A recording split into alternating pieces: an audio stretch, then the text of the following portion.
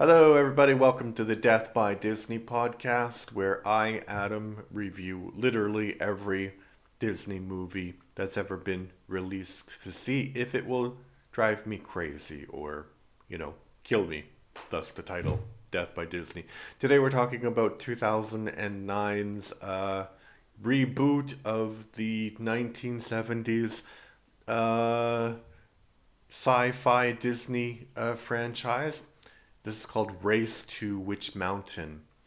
I gave it a 6 out of 10. Probably nobody remembers this film, but a Las Vegas cabbie enlists the help of a UFO expert to protect two siblings with paranormal powers from the clutches of an organization that wants to use the kids for their nefarious purposes. Here's my review. While this film was not great or even a good movie, it is still better than the first two parts of this franchise. Those films take the idea of aliens with superpowers visiting Earth and present it in a monumentally boring way. This film sticks to the formula of an alien or two aliens out to do good, but being pursued by nefarious government agents. Dwayne The Rock Johnson does a good job in this movie as a character who is down on his luck, but with a big heart. He is, of course, full of charisma, and this movie came out before both his body and his ego ballooned. He does lose fights in this movie. The special effects in the first two films were bad, but they were made around 40 years ago. The special movies in this film are also bad, but it's only about 12 years old. I think perhaps they wanted to release it in 3D, or they did release it in 3D, and now the version we watch has very bad effects. This is a forgettable film with a very few nice scenes, so it's probably a movie to put on when you're washing the dishes or something.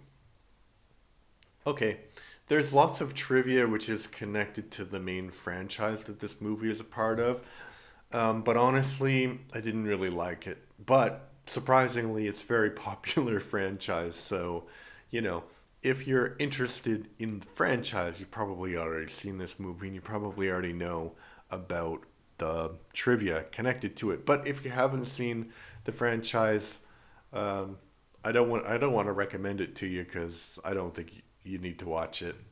So here is some negative review and a positive review to make this podcast sort of a fair and balanced criticism. So 1 out of 10, bad. This is one of the ugliest movies I've ever seen. Okay, so one line of text is not enough to submit a comment. So what can I say about this movie? Nothing, really. It's boring from start to finish. All the scenes are very predictable. The music is horrible. The special effects stink, and I watched it in Blu-ray. The dramatic scenes never moved me, and it made me yawn. The comedy scenes aren't even funny, and 90% of the punchlines are all cliches. There's nothing new to this movie that will excite you, and it's very dragging. It's just a terrible movie, and I really don't like it. This one is definitely included in Disney's top 10 worst movies. I think I will make an episode about what movies I ranked in the top 10 and what movies I rank in the top bottom 10, but I think I'll do that when I get to 100 Disney movies rated. So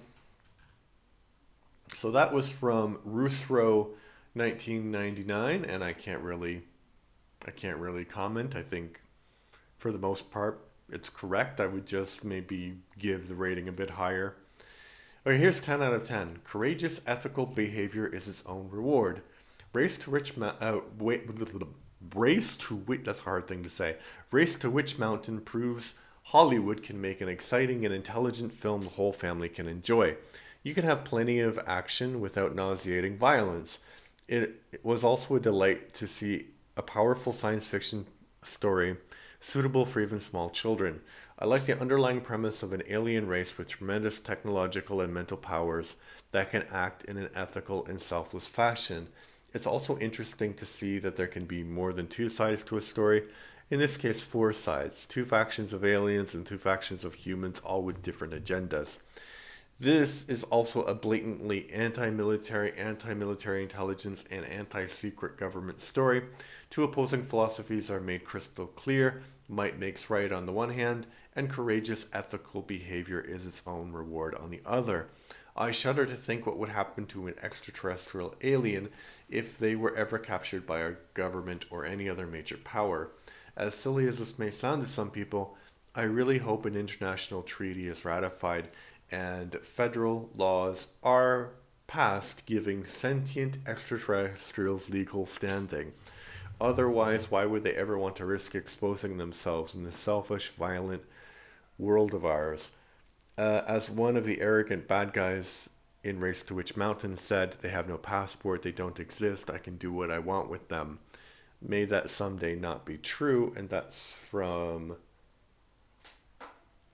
Liberal Gems from 2009. Um,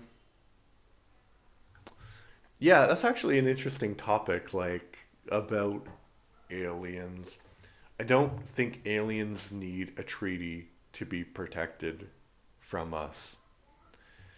I This is going to sound also weird, but I don't have any evidence of this. This is just a belief that I have, but I would say it would not surprise me at all if aliens actually visited Earth and observed us in ways that we weren't able to recognize that they were aliens. Um, so I don't think any alien with the technology to be able to travel from distant planets to this one, we're not a threat to.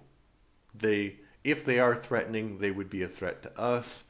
And I think if they were a threat to us, it would be over very, very quickly because all they would need to do is just poison the atmosphere or something like that, and we would all die. But we're poisoning the atmosphere anyway, so maybe it's them aliens are maybe aliens are responsible for climate change and all of that stuff, and maybe aliens are they run big business who don't want to they don't want to reduce carbon emissions because they want it to be like Venus. But then, that's an interesting premise for a sci-fi series, but maybe they're from Venus and the atmosphere is they terraformed Venus and now they're on their way to Earth, or they're on Earth. Yeah, I think that's an interesting idea. A treaty to protect aliens? I don't think so. And it's also an interesting question, like, why don't we have evidence of aliens if the universe is so vast and there's so many inhabited planets? And I think that there's different theories about that. The one that I like the most is that, yeah, we don't see them because they don't want us to see them. And it's kind of like a Star Trek thing where they can observe, but they can't interfere. Or they don't want to interfere with us. And maybe we're like ants in one of those little ant farms. And Earth is like this ant farm. Yeah, I could talk a lot about that. Much more interesting than talking about Escape to Witch Mountain. Return to Witch Mountain. Escape to Witch Mountain is one of the first films. All right, so what do you think about this movie? Did you see it? Probably not. Would you want to see it? Leave a comment in the YouTube channel, on the YouTube channel, or anywhere you can leave comments on the podcast, but also like and subscribe and all of that stuff. So thank you and goodbye.